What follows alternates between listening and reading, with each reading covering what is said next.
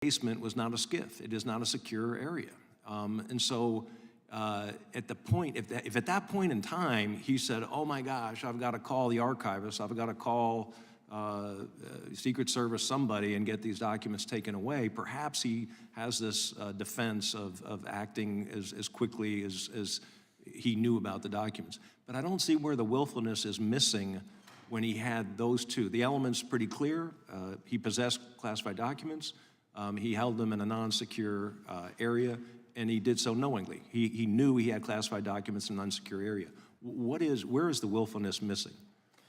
Well, sir, prosecutor to prosecutor, I certainly agree with you that the evidence in the form of the audio recorded statement where the president said to his ghostwriter, I just found all the classified stuff downstairs, that is evidence that that any prosecutor would present as significant evidence in a case if this went to trial.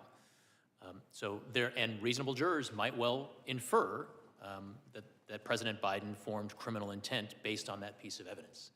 But what we did in our report was to try to walk through exhaustively. You know well as a prosecutor, you need to assess with a very cold eye the strengths of your case and the weaknesses of your case, and try to anticipate arguments that defense counsel might well present at trial.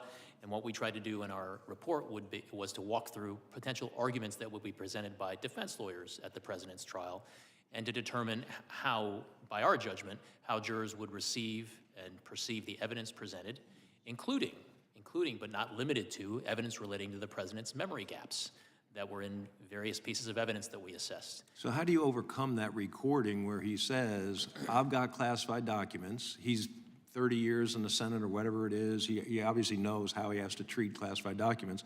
I've got classified documents in the basement.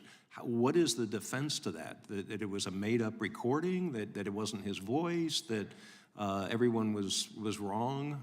How do you defend that particular fact, as well as, I did a lot of tax cases, you had to prove a pattern of conduct. And in this case, he had a lot of documents in a lot of places. How do you overcome those things? Yes, Congressman. So we walk through a number of different evidentiary gaps that reasonable jurors might focus on, as well as a number of different defense arguments that the president's defense lawyers could present at trial. The first is a theory or an argument to the jury that the president, yes, he did say to his ghostwriter, I just found all the classified stuff downstairs, but then soon thereafter forgot about the documents. And therefore, it would be difficult to convince a jury that actually he knew that it was illegal to keep the documents, and he continued to do so. A second argument that we considered is that perhaps these documents never actually were in Virginia in his private rental home there. Perhaps the documents were there by virtue of staff or himself having those documents at the Delaware home from the time that he was still vice president all the way through the time of their being discovered. And finally, another theory that we walk through in the report is that there were 2 folders of marked classified documents relating to Afghanistan found in the box in the president's Delaware garage. One of them contained national defense information, and the other, it would be a more difficult task to persuade a jury that it did contain national defense information. So that argument would be premised on perhaps the president was referring to the one folder that didn't contain national defense information, but was not. It would be difficult for the government to prove beyond a reasonable doubt that he possessed the one that did contain national defense information. So I just laid a lot on you there, but we do our best to explain that at some length in the report. Thank you. I yield back. Gentleman yields back. Mr. Chairman. Gentlelady from Texas recognized. I thank you. And there's been a lot of time being shared, Mr. Chairman. I asked your very brief indulgence. Wait. You got a unanimous consent, or you asking a question? Your brief indulgence and unanimous consent dash question. No.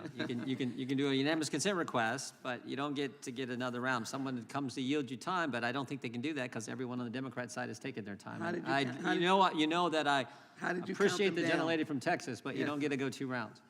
I'm not trying to go 2 rounds, but you got a unanimous consent request you want in the record, state so. If not, then I am getting ready to do the unanimous consent request, hoping that someone would come through the door.